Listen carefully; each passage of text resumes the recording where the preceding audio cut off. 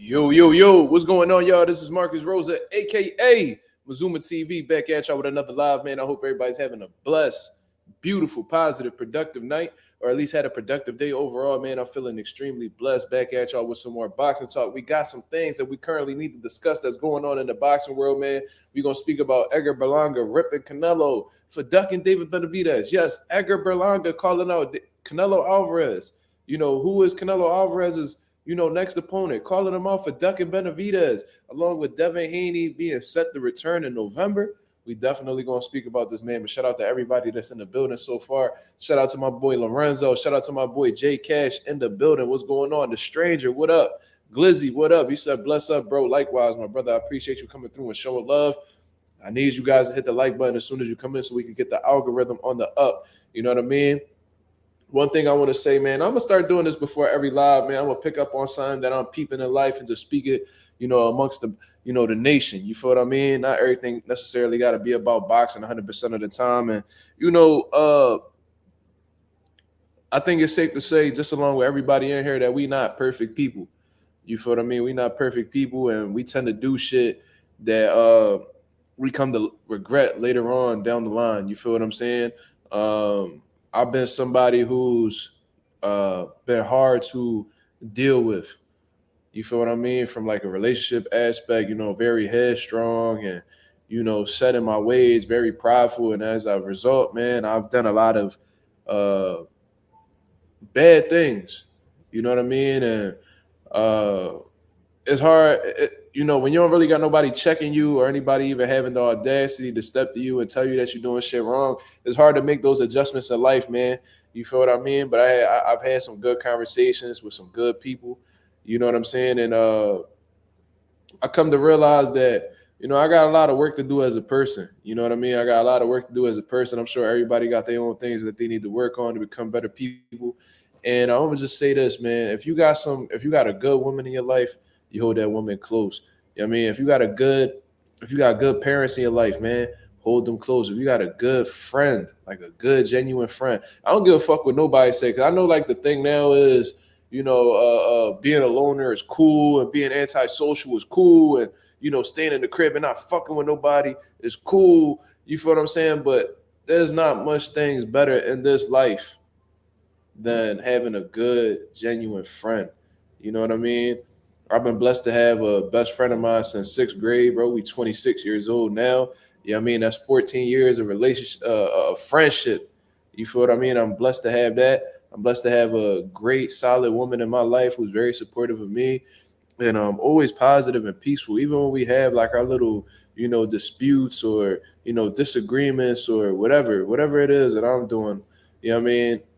She always finds a way to maintain the peace. You know what I mean? And at this point in time, I've been through so much up and downs in life in regards to, previous relationships and health issues and shit like that, that all I really want is peace in my life. You feel what I mean? That's all I really care for. People take pride in being toxic. I never really understood that. That's very time consuming. That's very energy consuming, in all honesty. And, that's not something that's really for me.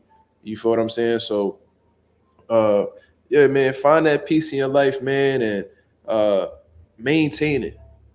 You feel me? So that's all I really wanted to say. You know what I'm saying? That's all I really wanted to talk about in terms of that part. Ain't nothing really too negative going on in my life, of course, but I think about things, and there's bigger things that need to be spoken about besides boxing. You feel me? So I just felt the need to put that out there. So if you guys are relating to that in a way, you feel what I mean? I'm just letting you know that, we all going through some shit, or at least we all overcoming some shit. So shout out to everybody that's in the building, man. Shout out to the boy Coffee Plant in the building. What up? USA #1. What up? Get your little ass out the fucking mix, dog.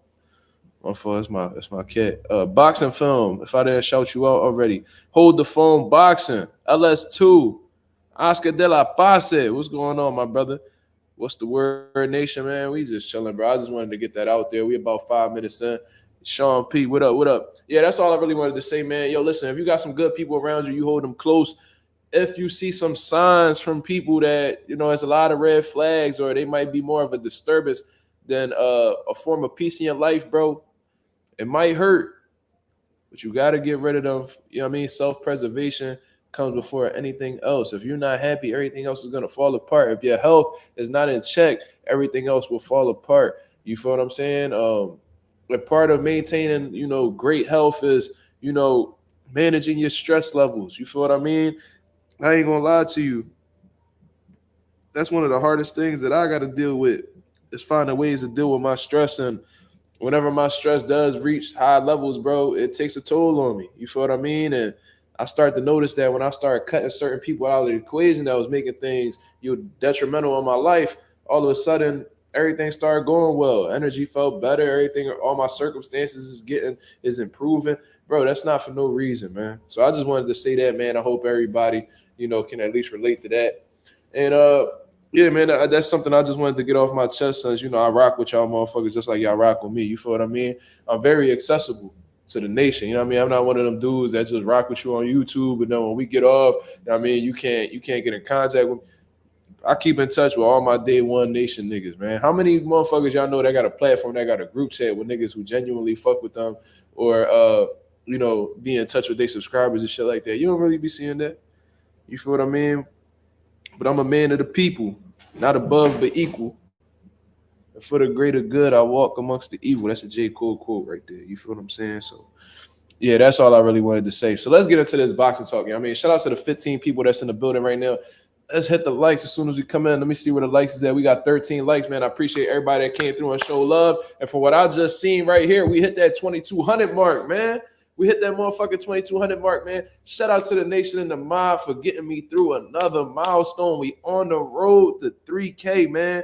We need about 800 more subscribers until we get to that 3K mark. That sounds like a challenge, but we got to pass the 1K mark. You know what I'm saying? We well into the 2K mark, and we about to hit that 3K mark. You feel what I'm saying? So let's get it popping. He said, you about to make me cry. That was not the intentions, my brother. I apologize for that. But you said some real shit as well. You said storms never last. That's a fact. That's a fact, man. You feel what I mean? But we well into that 2,200 mark now. You know what I mean? Shout out to whoever that 2,200th subscriber was. You know what I mean? I'm very grateful for you taking the time to listen to me. You feel what I mean? You can listen to anybody else. To the fact that you want to sit back and listen to my commentary, my opinions on the sport. You know what I mean? I'm humble. You feel what I mean? Let me see what's going on with the people. He said, just the beginning. I appreciate that. Coffee playing future. USA number one says, I had to change myself. I was smoking too much and it made me lazy. As soon as I quit last week, I've been doing 500 push-ups a day, no cap. That's impressive, my brother. You know what I mean? That's very impressive, my brother. You got to keep that up. You feel what I mean? Get them bad habits out the way. And if you got kids, you know what I mean? You got to do it for them. You got to do it for them, man. You know what I mean? Obviously I told you guys, everybody that know my story, man, y'all know I struggle with health issues, ulcerative colitis. I got a chronic illness. And, once I found out that I was having a baby boy, once I found out I was having a child, even before I knew what the gender was, it was imperative in my mind to, take control of that chronic illness. You know what I'm saying? And really making sure that that shit was taken care of before my son was brought into this world, because the last thing I wanted to see, or I wanted my son to see, was me in the hospital, or him seeing that, I'm not, his superhero, his strong figure. I don't ever want him to see me in a weak position. So I had to take care of that. And by the grace of God, I was able to do so. So, we hit little bumps here and there. That's what chronic illnesses come with. But, for the most part, we got some good shit going on. You feel what I mean? Feeling extremely blessed. You feel what I mean? But let me hold on real quick. This fucking cat, bro. This new cat that I got, this nigga is slow. I don't know what's going on with this nigga, man. Get the fuck out the way. Little bastard. This nigga tripping.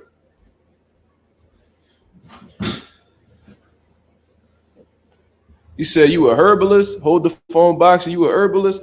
Hit my phone, hit my account, my brother. Hit my IG right there, man. MarkMazuma, man. Hit me up, man. Put me on some game.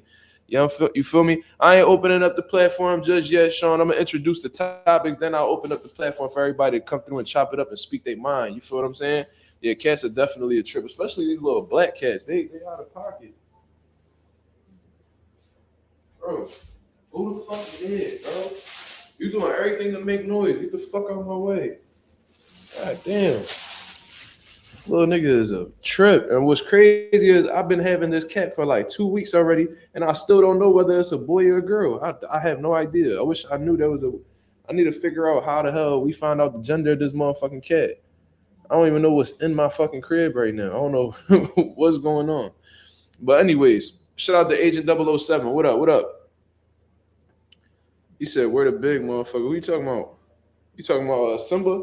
Simba chilling right here. He relaxed now. He older. He used to be hyper when I first got him, but he be chilling now. He still like to fight and shit like that, but he be cooling. He don't really be getting too loud or nothing like that.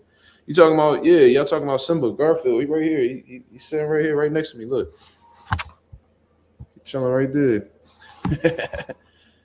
Yeah, that's my boy right there. I ain't never getting rid of Simba. I told Simba I'm keeping him till he die. You feel me? That's my first pet I really had outside my mom's crib. You feel me? So I made that promise to him. Yeah, he big chilling. That's bro. Simba got it good, my nigga. He got just about every toy you could have. He about to have. I bought this big ass cat house that I gotta go pick up. You know what I mean? He got the best food. Listen, bro, that nigga living good. I'm telling you. He living good. He living better than most of these niggas' kids. He said black cat's the best. He said cats protect you from the evil spirits lurking in the spiritual. Shit, I didn't even know that, but I must be good because I got 2 of them now. Yeah, Garfield chilling by the talk box. All right, let's get into the boxing talk, man. Yeah, we definitely falling off the conversation, man. So one of the first things that I wanted to talk about was this interview that I had just seen from Edgar Berlanga. You know what I mean? I believe he had did the interview with Fight Hub. You know what I mean? And he was just keeping it 1,000. You know what I'm saying? And listen, man, I'm not the biggest fan of Edgar Berlanga. I actually don't like him at all, to keep it honest with you. And I don't even think it's from a personality aspect, man. I just think that he's just somebody who skipped the line. You know what I mean? He skipped the line. You know, he blatantly avoided certain fights to, prove himself. And he just how can I say this? And I can't really knock him for it. I guess it worked. You feel what I mean? So I just don't like the fact that he feels like he's supposed to be in that position when he knows in reality that he didn't earn this position. He literally told you on the Breakfast Club, "I'm not even supposed to be here." That should tell you everything you need to know, because if you genuinely work for something or you really grinded to get in that position, the last thing the last thing you will ever say is that you don't belong to be here. No, I belong here. I work my ass off to get right here. I grinded. I beat this motherfucker. I beat this motherfucker. I beat him to get in this position today. Did you ever hear Canelo say, "Oh, I'm not supposed to be here today"? Hell no. I had to beat Shane Mosley. I had to beat fucking Miguel Cotto. I had to beat Triple G 2 times. I had to fight Austin Trial. I had to fight Erislandy Lara. I had to take my L with Bivol and Mayweather. I deserve to be here. You will never hear Canelo say that. You know why? Because he grinded to get to that position. Edgar Berlanga coming out in the Breakfast Club, and one of the first things he says is, "I'm not supposed to be here." That speaks volumes.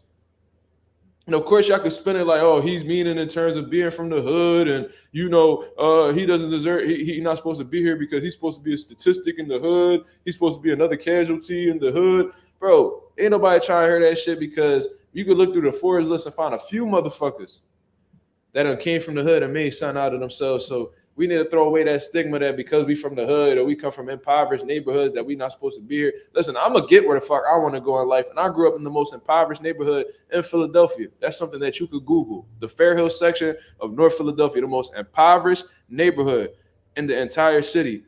And best believe I'm going to get where the fuck I want to go. And you ain't never going to hear me say, "Oh, I ain't supposed to be here." The fuck out of here with all that. You said last time I checked, he's from Florida. Nah, he moved to Florida. I know he probably currently lives in Florida from what I understand, but he lived in Brooklyn. You know what I mean? He lived in Manhattan as well. But I think he was brought up in Brooklyn. His dad from Brooklyn and shit like that. You feel what I mean? My dad from Brooklyn, but he moved to Philly a little bit before I was born and shit like that. But anyways, listen, man. Edgar Berlanga put out this interview right here, and he said, and I could put it in the title because they always trying to limit my monetization and all that. They don't be trying to see a nigga get his bag together. So Edgar Berlanga straight up said that Canelo a pussy. You see what I'm saying? He said, "Do my dad still go to Brooklyn?" No, not really. No, not really. I think like 2 years ago he came and visited Coney Island and shit like that because that's where he's from in Brooklyn. But nah, he don't be over there all like that. Nah, we be in Philly for the most part. He moved to Philly in the 90s. You feel what I mean? But nah, he straight up said that Canelo a pussy. And it's the same shit that Oscar De La Hoya said. And I love that they coming out and they saying this shit because one of the biggest stigmas, one of the biggest like cliche statements that are made in boxing is that no fighter is scared of another fighter. No fighter is scared of another fighter. When I've been telling you guys, somebody that's been in the boxing world for multiple years, I done fucking built fighters from the ground up. I done managed fighters. I done helped match make certain events. So I'm not even gonna lie to you. Some of these fights that we've seen, I might have played a part. You might have seen some fights on TV that I played a part in making happen. You see what I'm saying? Or at least my father. You feel what I mean? So I know there's some scary motherfuckers in boxing, bro. And there's more, and it could be multiple reasons why you may fear that person. You may fear that person because you feel like they might take away, what you've been working for in terms of status, because all it takes is one loss in boxing and everybody calling you a bum. You see, you see how they treating Stephen Fulton right now. He fighting on the fucking prelims, and he only lost to Nayu anyway, but everybody acting like he had nobody. Everybody talking about Raymond Ford like he had nobody because he lost to Nick Ball and shit like that. When you take a loss in boxing, it's a huge setback. So they may fear fighting that individual due to the fact that they may lose, the momentum that they currently have at that moment. They may feel like stylistically it's not in their favor. It could be multiple reasons, but one thing we cannot deny is that fighters be scared of other fighters, man. Facts. I don't give a fuck what nobody say. I don't give a fuck if they've been fighting their whole life. They know deep down, just like how everybody knows else deep down when they're at a disadvantage and shit like that. And as a result, they could pull back from the situation. And Canelo Alvarez is telling you time and time again why he doesn't want to fight David Benavidez. You feel what I mean? Hold the phone. He brings up an excellent point. He says Fulton was on the pound for pound list before anyway. Yeah, it's a fact. That was a fact. He was definitely top 10 pound for pound. You feel me? And after he lost to NUA, all of a sudden, he's a nobody. This man was a unified champion at 122 to act like he was a nobody. But anyways, this man, the more that they question Canelo about this shit with David Benavidez, he's giving you more and more reasons why he feels like he's at a disadvantage against David Benavidez. Hence why he wants $200 million to face him, because he understands that if he faces David Benavidez, there's going to be some things that he really don't want to go in there and deal with. One of the biggest things that he had brought up was his size. You feel what I mean? Oh, he acknowledges him as a threat. You feel what I mean? This is shit that Edgar Berlanga brought up. And when I first said it, I'm like, yo, he's literally telling you why he fears David Benavidez. And everybody in the comments was like, oh, Mexicans aren't scared of nobody. Oh, you're crazy. Oh, you don't know what you're talking about, man. Canelo's going to fight him, man. You think he's going to retire without fighting Benavidez? This is going to be the easiest fight of his career. Talking all this crazy shit. All right. So then when Oscar De La Hoya came out and confirmed exactly what the fuck I said, he was like, yo, I really want to believe that fighters aren't scared of other fighters, but Canelo is scared. I thought I would never say it, but Canelo is scared. And you could be like, oh, well, Oscar don't fuck with Canelo. All right, cool. But he's pointing out the obvious. You feel what I'm saying? He's pointing out the obvious, because he told you that he didn't even want to come to that conclusion, but he's given no other choice but to feel like that based off of what Canelo's saying. Edgar Berlanga is somebody who is facing Canelo Alvarez, who, has made multiple statements going against Benavidez, calling him a clown, cornball, all types of shit, disrespecting Benavidez and his dad. He's going on these interviews and he's telling you that Canelo is scared of Benavidez as well. So let's get into the statements, man. Edgar Berlanga brings out the exact same points that I bring out. And at this point, this shit just confirms everything that I've been saying. Now, I know the nation rock with what I say. They back me behind what I say, which I appreciate a lot. But, I get a lot of comments in my videos as well. Y'all can just scroll through them and see them yourself, with people acting like I don't know what the fuck I'm talking about. As if, you know what I mean? I ain't been doing this shit for as long as I've been doing it. But regardless, let me see if I can find the exact time period that Edgar Berlanga is saying this in. for how many years, and he, Canelo was like ducking him and shit. So I see why, they upset. Like, he made this guy wait, still waiting. He probably never ever gonna fight him, and then he got a guy like me that's WBA mandatory. He got a Mexican dude. I didn't expect that to happen. Puncher as me. I thought. Let me see something. Man, and put my name in the history. Tell the fans and tell the world. Hey, Edgar, good man. And damn, I'm trying to find the exact time frame for this. My fault, yo. You know what I'm saying? And I could sit there with Tito, with Miguel Cotto, you know what I'm saying? And still waiting. He probably never ever gonna fight him. And you know how Mexicans don't like Puerto Rican fighters, so the fight so fast, and because they like yo and shit. So subplots happen that you don't like them. You gotta knock the shit out of. I didn't expect that to happen.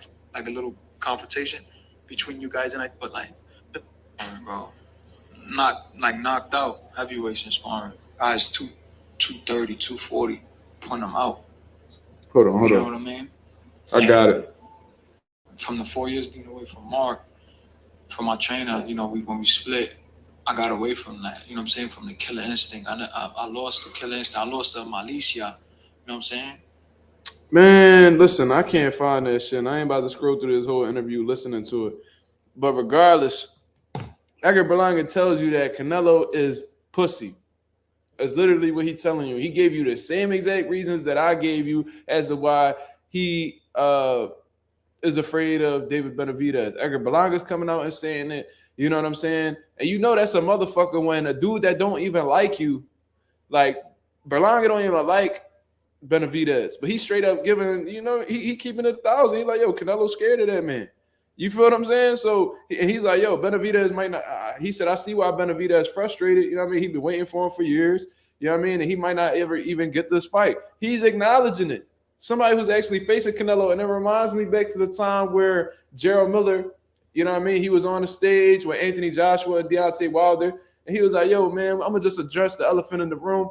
You feel what I mean? But let's not act like AJ ain't scared to death of Deontay Wilder, blah, blah, blah. Anthony Joshua was like, shut the fuck up. Shut the fuck up. I'm your landlord. Talking all this irrelevant shit. And he was like, yo, listen, man. It's either you, he said, either you get knocked out by him or you get knocked out by me, blah, blah, blah. And Gerald Miller don't even like Deontay Wilder. They've been beefing for years, but, he exposing the obvious. And that's how you know when shit is bad. You feel what I'm saying? When somebody will give you props. You know what I mean? A nigga, your own enemies will give you props for a nigga being scared of you. That's how you know that shit is bad. And that's exactly what's going on with Canelo and Benavidez right now. Motherfuckers is calling out the obvious. Even if they don't like Benavidez, they're like, yeah, I mean, I don't fuck with dude. Here you go, interrupting another live. Here you go. Oh, gosh. Here you go, dog. Here I go. Feel me? You got something you want to tell the people since you know what I'm saying? What you want to say? Go ahead. You got some time. You don't got nothing to say? Tell them how I'm that boy, yo. You're not. Wow. You know what?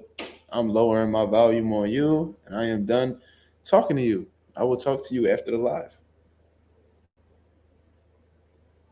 Oh, she muted herself. She petty. But anyways, you see what I mean? That's crazy. She called me, and the disrespect. You see that shit? Wow. You see that shit? Yeah, that shit real. That shit crazy. Shout out to the 30 people that's in the building, man. Yeah, he said it. He said, yeah, it's a routine. She called me and then just disrespect me in front of everybody. That shit is nuts. And now my cat's fighting. These niggas rumbling. Let me see if you can see them. No, they rumbling. There's a whole lot of shit going on right now, bro. But regardless, let's get back into the topics, y'all. My fault. He said the mob don't like that. No, it's cool, bro. That's somebody special. Don't worry about it. Hit the like, mob. Yeah, for sure. Let me make sure the likes is all right. Let me see what's going on over here because we about to get into the next topic, and then I'm gonna be opening up the platform for everybody to come through and speak their mind. You see what I mean? We're gonna speak our mind real quick. Let me see some. Let me see. We got 16 likes now. We gotta get these up, man. We almost got double the people in the building. Let's get these likes up, man. If you appreciate the content, if you appreciate me coming through and talking with my people, y'all gotta hit the like button when y'all come in here, man. 28 people, 17 likes.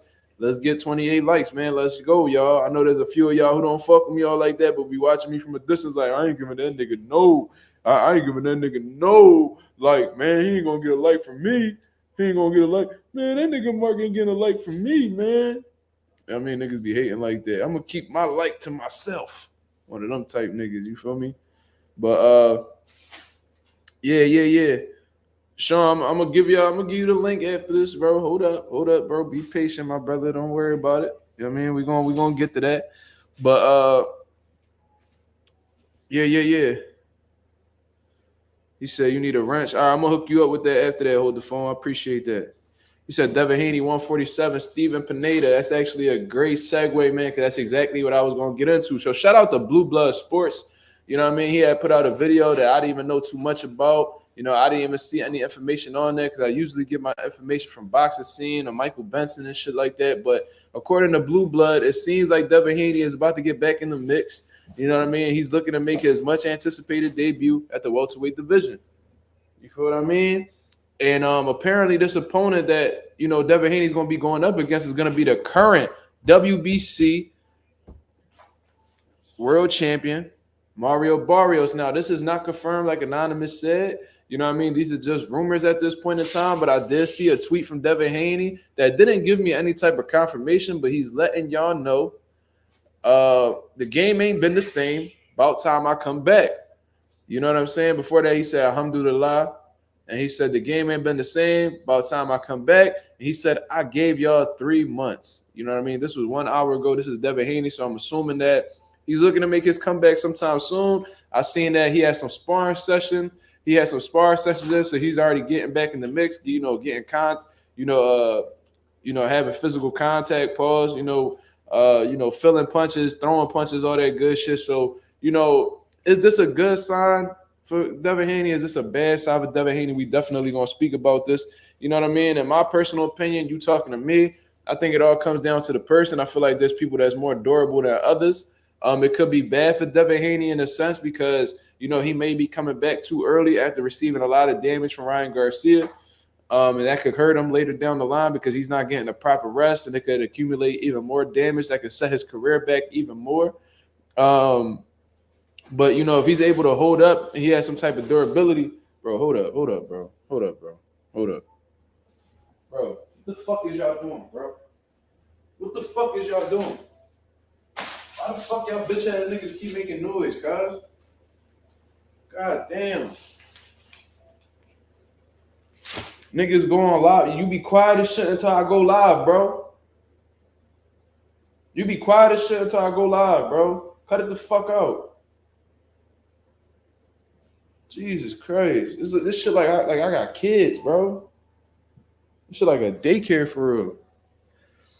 He said, Boxing Film said he see Devin Haney going straight to 54. I don't know about that. I don't think he's going to take that chance. I don't think Devin Haney that crazy. But regardless, this is just rumors. Like I said, this isn't me confirming anything like that, which is why I put a question mark in the title. You feel what I'm saying? But he's telling y'all he ready to come back in the game. He ready to show y'all, son. He ready to shake the boxing world up. You know, Devin Haney, he's a Muslim. He's been going to Saudi Arabia for some time now. I guess he got a good relationship with Turki Al-Sheikh. Turki Al-Sheikh got a good business relationship with Eddie Hearn. Devin Haney likes to do business with Eddie Hearn. You know what I'm saying? So, it's not far-fetched to see Devin Haney on a Riyadh season card anytime soon. You know what I mean? This is something that could be very realistic.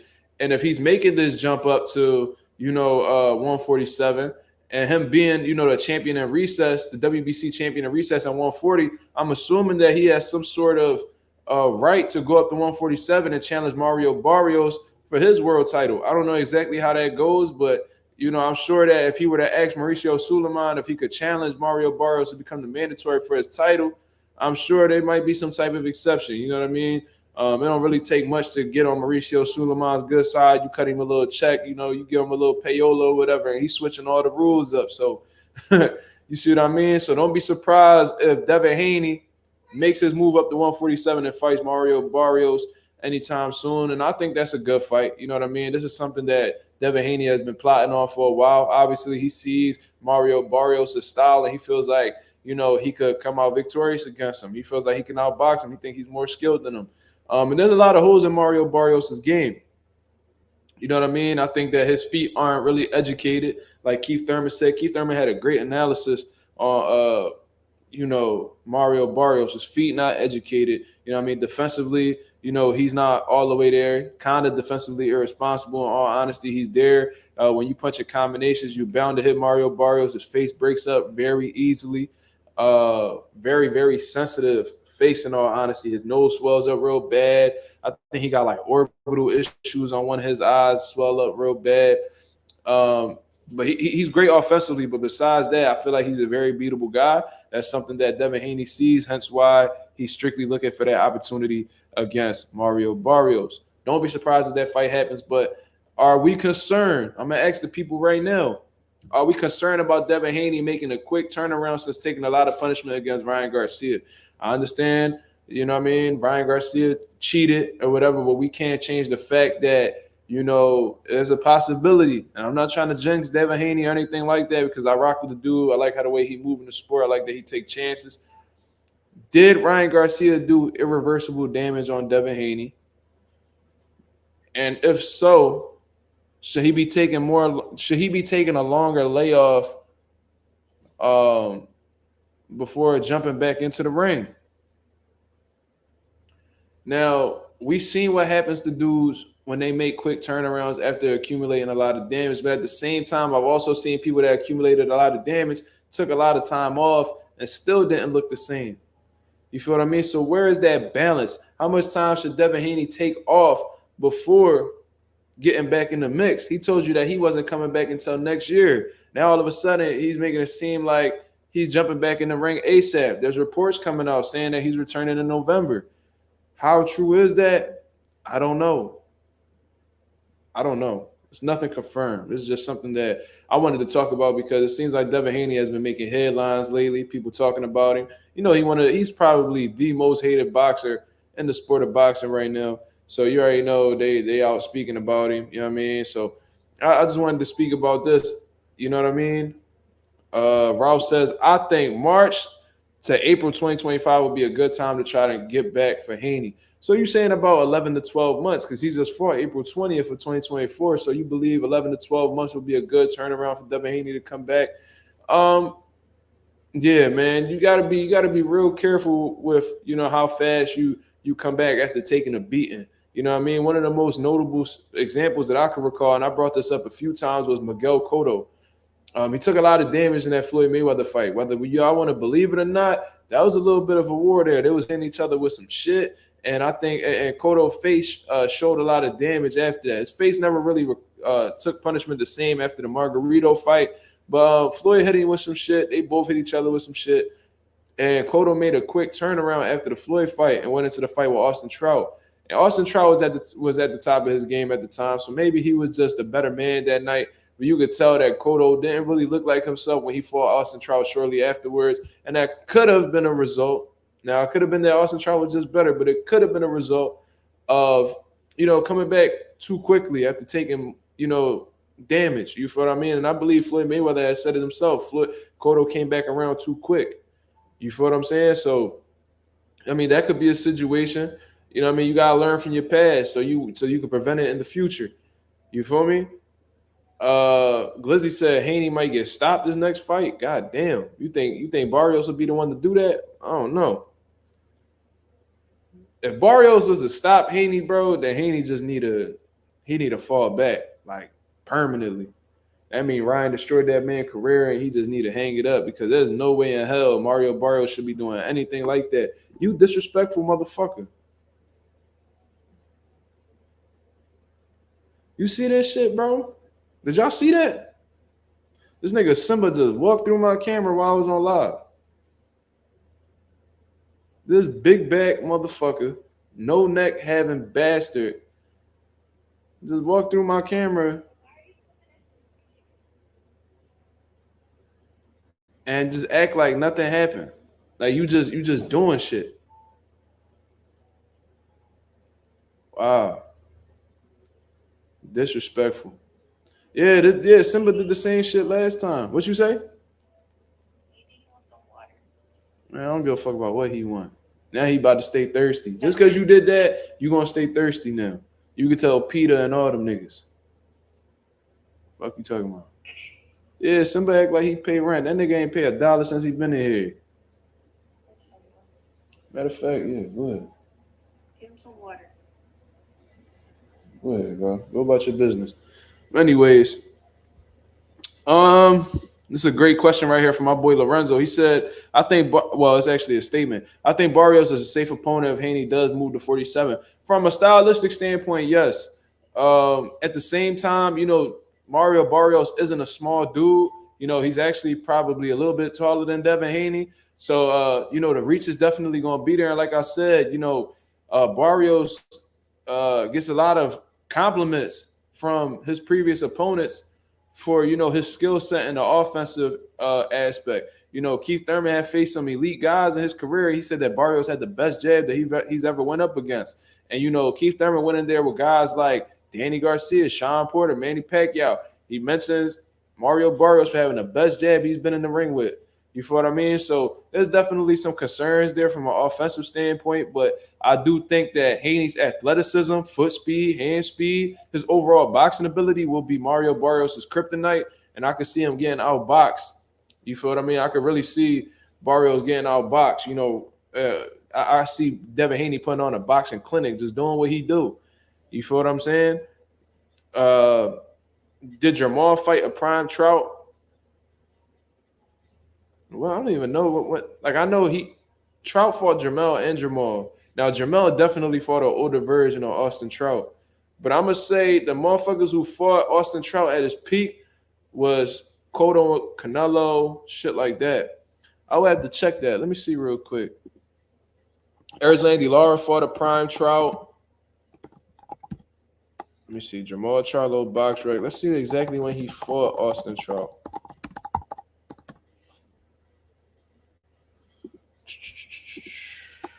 Let's check that out. I almost forgot about that fight. They definitely fought though. So Jamal fought. That's crazy how Jamal Charlo is still ranked the number one middleweight in the world on BoxRec. That's insanity. But he fought Austin Trout back in 2016. Austin Trout was 30-2. Let's check this out.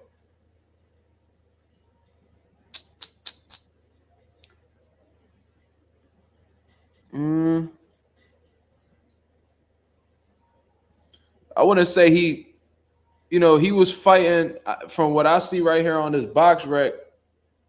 From what I see on this box rec, man, it seems like he took 2 losses back-to-back to Canelo and Erislandy Lara, went on a little run, and then he lost to Jamal and Jerry Hurd back-to-back. So he was at a good point in his career, you know what I mean? But he definitely wasn't in his peak, in my opinion. If anything, it seemed like he was, coming on, slightly declining at that point. You feel what I mean? But if anybody beat Austin Trout in his prime, it would definitely be Lara and Canelo. Yeah. So that's what it is. You feel what I'm saying? That was back in 2016, bro. That's crazy. That was 8 years ago. You feel me? But yeah. But anyways, Devin Haney set to make his return in November, according to these reports. Not confirmed, nothing solidified yet. But if he does come back in November, you know what I mean? I hope that, he's in the best, state health-wise to take the fight. Because I would hate to see him look like a shell of himself and put himself in some type of danger. I hope he's not rushing this process. And, with Devin Haney saying the game ain't been the same by the time I come back, that could mean any time in all honesty. You know what I mean? That could be the top of 2025. That could be the end of 2024. It could be even longer than that. We just got to see exactly what Devin Haney has in mind. But, if he does come back against Mario Barrios, if he's anything like himself, I see him outboxing Mario Barrios and becoming a 3-division world champion. So, we just going to have to sit back and wait for more information to come out. I wish I was able to hit up Bill Haney, but I don't really got his info, so it is what it is. You know what I mean, we just gonna have to sit back and wait and see what happens. And Glizzy says, I see Richardson Hitchens moving up to 147. He's a big 140. Did he make that announcement? He made that announcement. I didn't hear that. I felt like Richardson been a little bit quiet. You know what I mean? I don't know what's going on with him. I seen that he had gotten into a argument with Tiger Johnson at like one of the last fights. Probably like the last thing I seen from Richardson. But if he's making the jump up to 47, okay. Anonymous said that's not confirmed. Okay, I don't know. I didn't see that at all. So the last thing I seen from Richardson Hitchens was him getting into it with Tiger Johnson at the Rumbles. At the fights. Yeah, there's no news on Hitchens. I didn't see anything. I probably would have seen it. I read the news. I read boxing scene every day. Yeah, I mean, I stay up to date with what's going on. So, I didn't hear anything about it. Yeah, he said he didn't like the IBF rules back when Subriel had the belt. You know what I mean? He said he don't like their rehydration process or, they rehydration rules or whatever. Said Hitchens back in the fall. Oh, okay. That's what's up. That's what's up.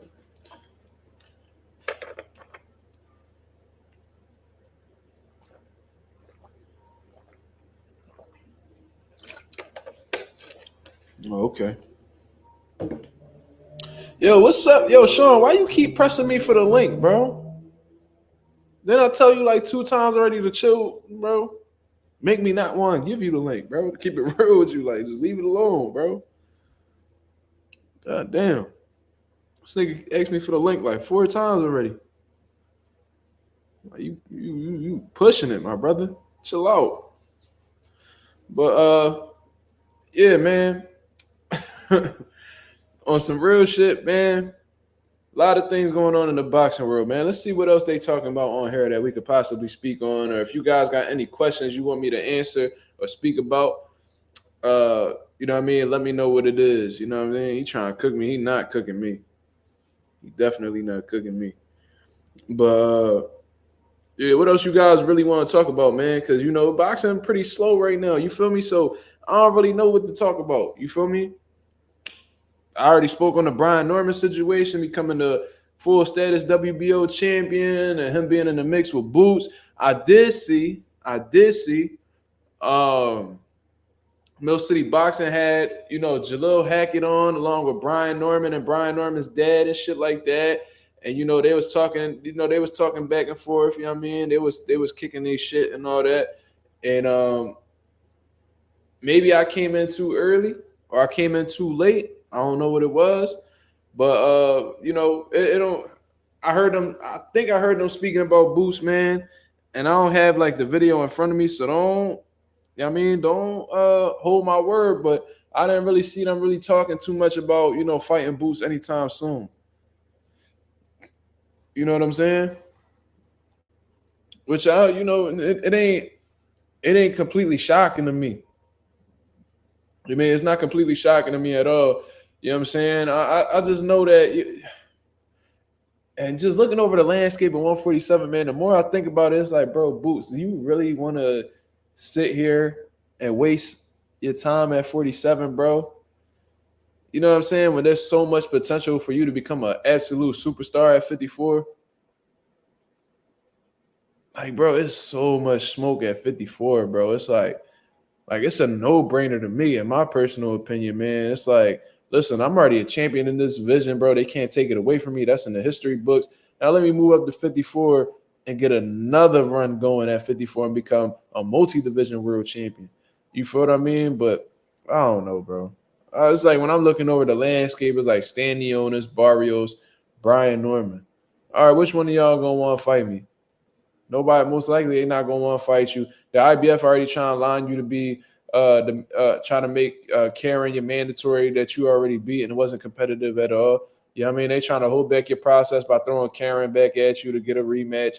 It's like, bro, don't nobody want to see that shit. You feel what I mean? And 154 is one of the deepest divisions in boxing right now, if not the deepest division.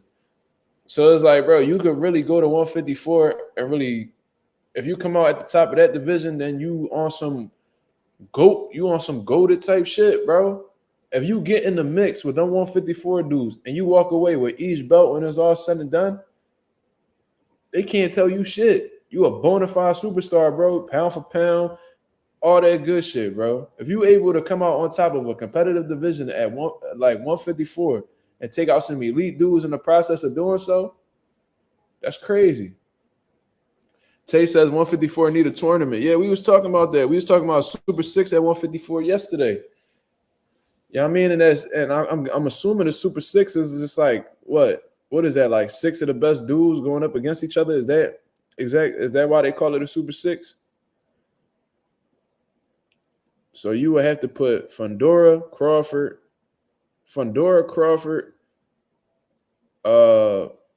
Mordaziliev as the 3 because they got the titles. You could even do a top 12. That'd be fire. But if we do a Super 6, it had to be the 3 champions that's in the division right now. Then you could throw Tim Tszyu. Shit, if Boots was to move, I'm not gonna put Boots because he not in the division right now. But you could put Tim Tszyu, fucking Madrimov. If you even want to put Madrimov, you could put Tim Tszyu, Madrimov. And you could probably throw Lubin in there. That's a good job.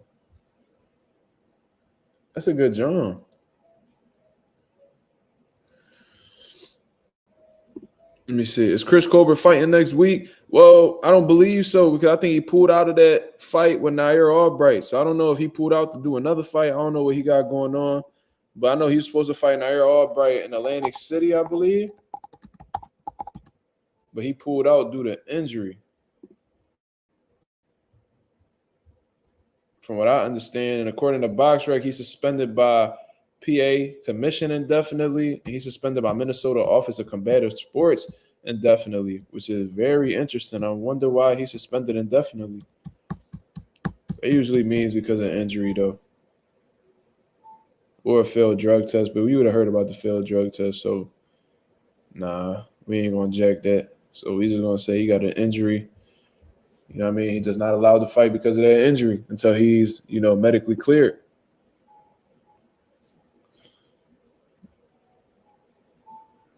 I mean, he said why he got suspended for not listening to his coaches. You petty as shit for that. Yeah, he disrespected the shit out of his coaches, man. He's like, I got it. And went out there following around and got slumped. He's like, relax, I got it. Got put to sleep right after that. Slept like Peg Yao. You know what I'm saying? Yeah, Coffee Plant. You could throw Boots in there. He'll acclimate the 154 easily, but the reality is he's not a 54. So if he was to do a 54 Super 6, I'm going to put actual 154 dudes in there. Oh, yeah, I completely forgot about Charlo. I would put Charlo ahead of Madrimov. So I'll do the 3 champions: Mordaziliev, Fundora, Crawford, Charlo, Zhu, and probably Lubin. Or I could replace Lubin and put Madrimov.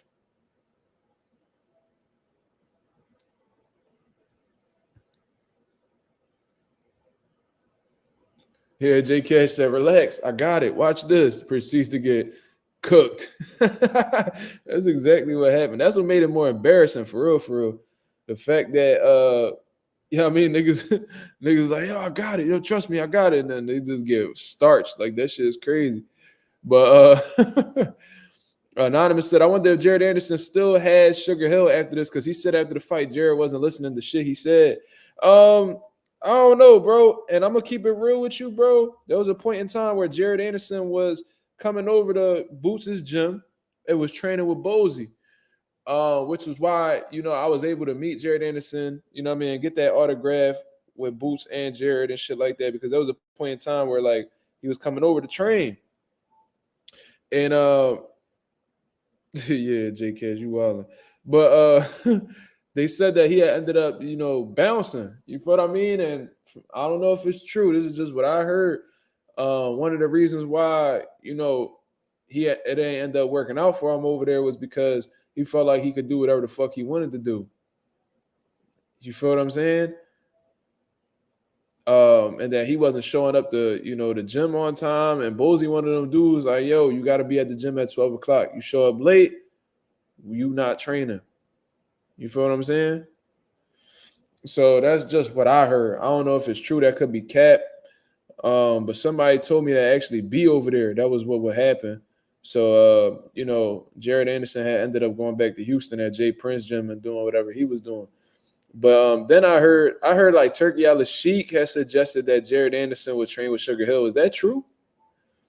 Did Turkey Al-Sheikh tell Jared to train with Sugar Hill? What would you do if that was you training him, Mark? Who are you talking about? Chris Colbert?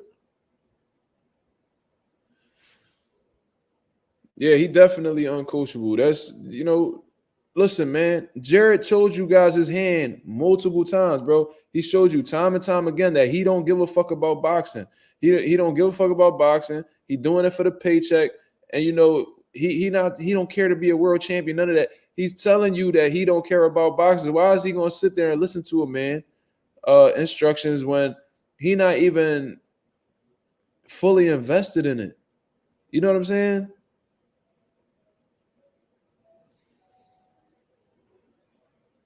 What would I if I was in Chris Colbert corner and he talked to me like that, bro, I would dip. Right-handed guy on my son. There's no way I'm gonna be training somebody and then they disrespect me in the corner, act like they don't respect what I'm saying. All right. Fuck you think I'm gonna just sit here and give you a sip of water and that's it? It's either niggas gonna respect what I'm talking about or it's not happening. I don't give a fuck how much money you cutting me.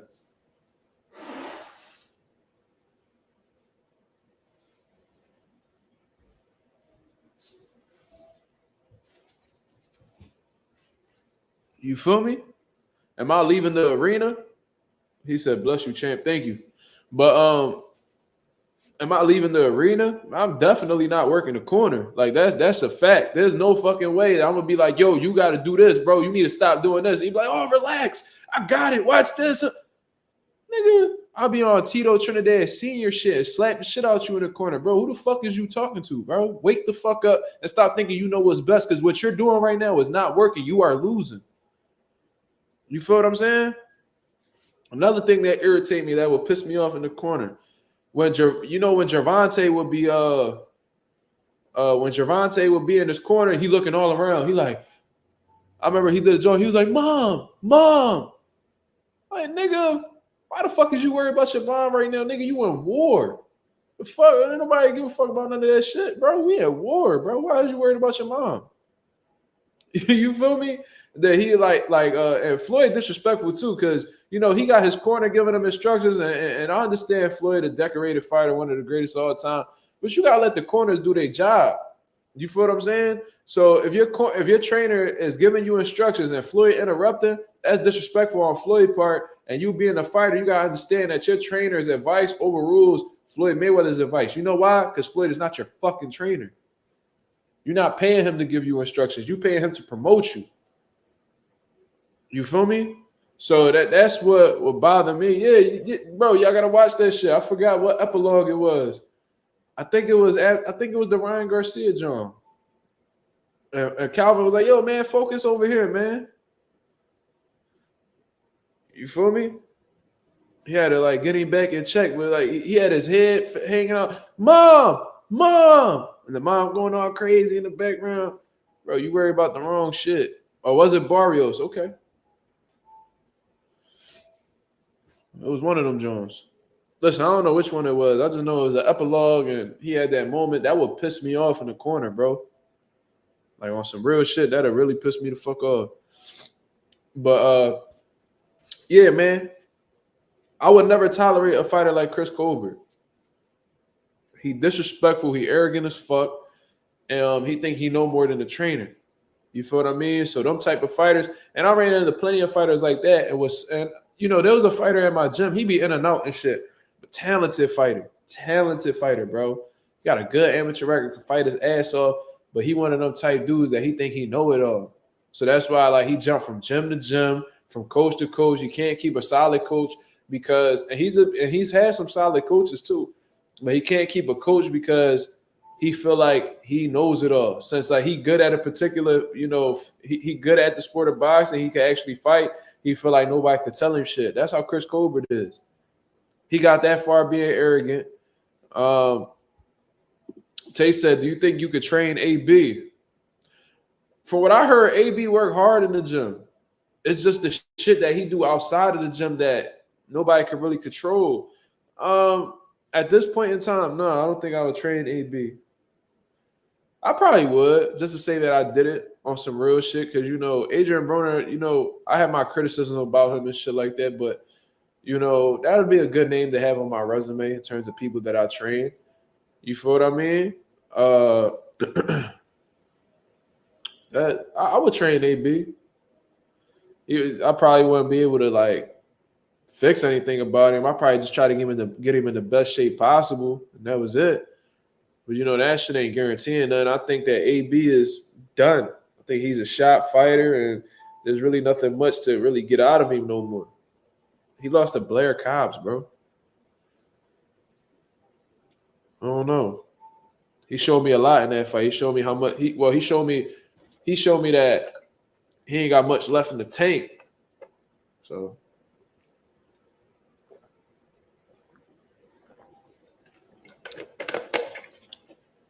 he ain't gonna give me a shot of liquor. I never been drunk in my life. So there's no way. I would never take a shot. He says, y'all think Rolly is back with Bullet Cromwell? I saw him working pads with him in a video recently. But I just heard an interview from Rolly Romero after that press conference. He says that he's with Silas. So I don't know if that was an old video, or whatever the situation is, but I heard he with Ismael Salas. You know what I mean? And apparently that was his old coach or whatever the case is. I don't fucking know, but all I know is in his latest interview, he said that. He said Rolly damaged goods. Is Rolly damaged goods? I'll tell you what. He declined quick. I think that Gervonta Davis either did some type of damage to his punch durability or damaged his mental where he felt like he's scared to take a punch. You feel what I'm saying? Because it seems like ever since that Gervonta Davis knockout, no, it gotta be some type of damage Tank did. Definitely gotta be some type of damage that Tank did, because after that, it seemed like his punch, he still had that same aggression, that still come forward, knock you out type of power. And but he'll get hit with certain shots that he don't respond the same. Now, mind you, coming up in his career, he probably didn't face any big punchers, so now they just exposing it. But Gervonta knock you out. Then you getting back in the mix for that Ismael Barroso. I think what's his name? Barroso. At that Barroso fight, when you fight the old man and shit, you get dropped and stopped in sparring against Joanne Ingram. So then you go into this Barroso fight and you barely make it out of there. I mean, you get put on your back pockets, you getting hit with shit, and then you win that fight by the skin of your teeth, very premature stoppage, in my opinion. And then you go up in there against Pitbull Cruz and you get your ass beat from the rip and you take a lot of damage in the process. So it's like Rolly may very well be damaged goods. You feel what I mean? His punch resistance has definitely declined heavily. And it might be as a result of him questioning his ability to take a punch. I remember when Tim Bradley had finished that fight with Ruslan Provodnikov. Once he got back in the mix and was getting ready for his next fight, he really questioned his ability to take a shot. And he said that he had to do a sparring session with a big puncher to really get his, to get that belief that, he could take a punch. I remember Abner Mares had gotten stopped in the first round early in his career. And he said that after that, he was scared and really questioned whether he could take a big shot again. So it's definitely a mental thing that fighters go through when they get rocked. So it might be a little bit of everything. You know what I'm saying? It might be a little bit of Rolly, questioning his chin. It might be a little bit of, him becoming chinny. You see what I mean? But everybody he done got hurt by, from what I've seen, had punching power. So maybe, these motherfuckers just hitting him with good shots. You feel what I mean? So it is what it is. Let me see. Glizzy said, "Oh yeah, Mark, what is your take on Joanne signing with Misfits, KSI company?" I don't know what really. Maybe they gave him the best deal. Listen, I think that Joanne is at this point in his career where he feels like he needs some type of activity, right? Because one of the biggest complaints that he's had with Mayweather Promotions was they wasn't really getting him fights. You feel me? So I don't know if Misfits, KSI's company, got dates, but if they got consistent dates and they keep putting him on, that might be exactly what he's looking for. That might be a good thing for him to go through, temporarily. You know what I mean? Get that exposure, keep getting them fight dates, keep his tools sharp. And, as long as he continues to perform well, once he gets out of that Misfits deal, maybe he could sign with a big promoter after that, because if he stays active and he puts off some impressive performances, guys like Eddie Hearn will look at him. Guys like, Bob Arum will look at him. Whoever's going to be interested in signing him, be like, yo, this dude is actually, the goods. You know what I mean? He's showing us a track record of some good performances. He's been staying busy. He's sharp. Maybe he could do something for our company. You know what I mean? Because he's so inactive right now, he don't really got much fights. It's kind of like when you got a resume, right? Each fight is like a job listen. Is like a job that you put on your resume. If you extremely inactive, you know what I mean, you don't really got nothing going on, and you're not a big name. You know what I mean? Because Joanne is not a big name. You feel what I mean? So if you're not a big name, then a lot of promoters going to be overlooking you or just not see you at all. So I hope he takes this opportunity to be seen so he can actually get in the mix and get some good fights going. You know what I'm saying? Because Joanne is definitely talented. I just think that he wasn't given the proper promotion. You know what I'm saying? I just think that they had him. I just think that he was stagnant where he was at. So I'm glad he was able to get out of that deal and, you know what I'm saying, get a better opportunity. I hope this shit work out for him. I hope he not a Demetrius Andrade ass nigga where, he's signing bad deal after bad deal, you know what I'm saying? And then, just, fuck up his career with inactivity and all that bullshit.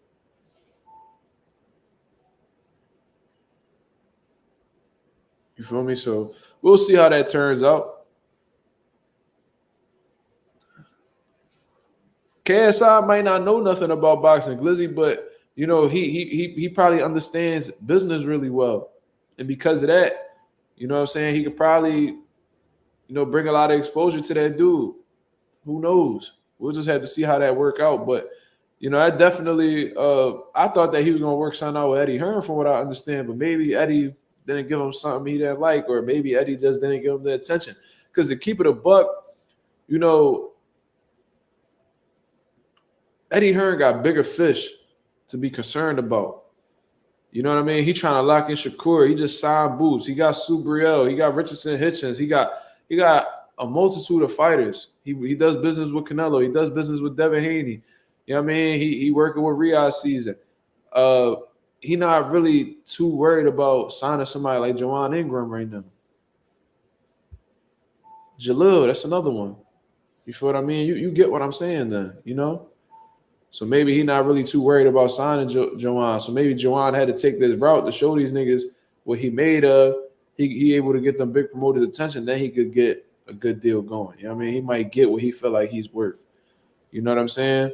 Let's get a couple more questions before I get up out of here, man. I got to get up early tomorrow and get some things done. Then I got to drop my son off. Then I got to go to work. So it's going to be a early morning. You know what I'm saying? So let's get a couple more questions in. You know what I mean? Yeah. Let's get some things going. You said Joanne went life and death with a motherfucker that is 2-16 on KSI's card. Oh, I didn't even know that he fought. No, as a matter of fact, hold up. The dude that he fought, one of my pros just actually beat recently. Hold on. It was the white bull. Forgot his name. Let me see. No, I seen that. Actually seen that clip. Yeah, he fought the dude Ryan Schwartzberg. If y'all go check Ryan Schwartzberg's box rack, he 4-15 with 3 draws. If y'all go check the John Joshua Jones, that's our fighter right there. We actually beat him by unanimous decision. And I'm gonna tell you what, that dude got a terrible record, but he's a tough motherfucker, bro. Tough motherfucker, and he could punch. And he could punch. You see what I'm saying? So, I mean, don't be fooled by his record. He might have a shitty record, but when you look at his box rec, he done been in there with some monsters. He done been in there with some monsters. A lot of undefeated fighters. You feel me? And even beat some undefeated. And he beat a 4-0. So you just gotta be careful with that. Woo. Well, I'm gonna tell you this. This fight would have been brutal. This would have been a fucking bloodbath in all honesty. But I have a fighter by the name of Oluwafemi Oleleye. Right? He's from Nigeria. He was signed with the money team. Right now, he like 16-0. Like 16-0 with like 10 knockouts, 9 knockouts. Let me check. And he sparred both of them. He sparred both of them. Hold on. Hold on real quick. I just want to give you the proper record. Olua, yeah, he's 16-0 with 10 knockouts. That's one of the pros that we got at our gym right now. And he sparred both of them. He sparred Virgil and he sparred Stanionis. And he said that if they were to fight, he believed that Virgil would have beat him. Wait, is that what he said? Is that what he said? Or did he say Stanionis? Shit, never mind, y'all. Fuck. He told me too. He said he had sparred both of them dudes. And he said that the first sparring session, Virgil beat his ass. He said, hey, man, he fucked me up that one time. My team was clowning me and shit like that. But he said they had sparred like a few more times. And he said that he started fucking Virgil up after a while. So they sent him. They got him up out of there. Then he had sparred Stanionis, but I remember him saying that Stanionis hit hard. He said both of them dudes hit hard. He said that shit was not going the distance. What did he say about Stanionis? I think he said that he cooked Stanionis though. Fuck, I'm gonna have to get back to y'all on that. But in terms of who I believe would have won that fight, man, shit, that would have been a really, really tough fight. I probably would have, maybe because of the work rate, maybe Virgil. Maybe Virgil. But it's a tough fight, man. Because Virgil, all he knows is go, man. He got a lot of heart. And sometimes he let that shit. And just based off of what I've seen with Virgil, it seems like he lets his heart overshadow like his skill set. You know what I mean? So he probably would have been in there trading with Stanionis. And Stanionis is a strong motherfucker, bro. That would have been a good-ass fight, bro. Ralph said that fight would have been another close split decision, probably. I wouldn't doubt it.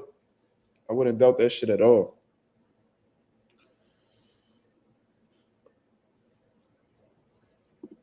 J Cash said, I love Tank, man, but the lack of respect he has for Coach Calvin at times pisses me off, especially since that man is essentially his father. What makes you think that he lacks respect for Calvin? I'm not saying you're wrong or disagreeing with you. What has he done to make you think that?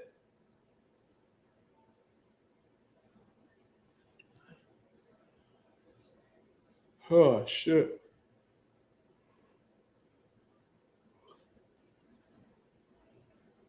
What makes you think that, man?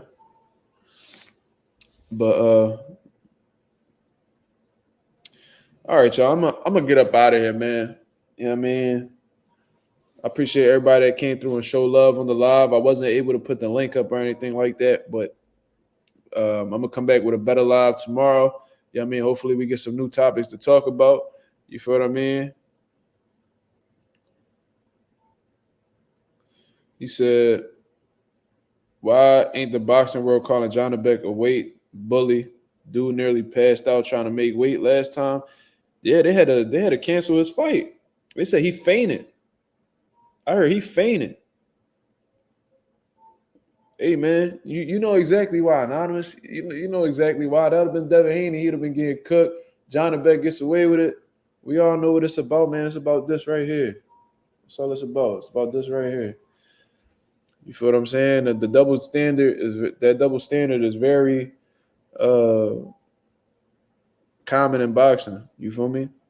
But I'm gonna get up out of here, man. I appreciate everybody that come through and show love to the channel, man. If y'all can hit the like button on the way out, like the video, share the video. We at the 2,200 mark. I'm very thankful and appreciative for everybody that's been coming through and supporting the channel. I'll be back at y'all with another video and another live tomorrow night, so be on the lookout for that. But until then, this is Mazuma TV. Thank you very much for tuning in. I'm out of here, man. Peace.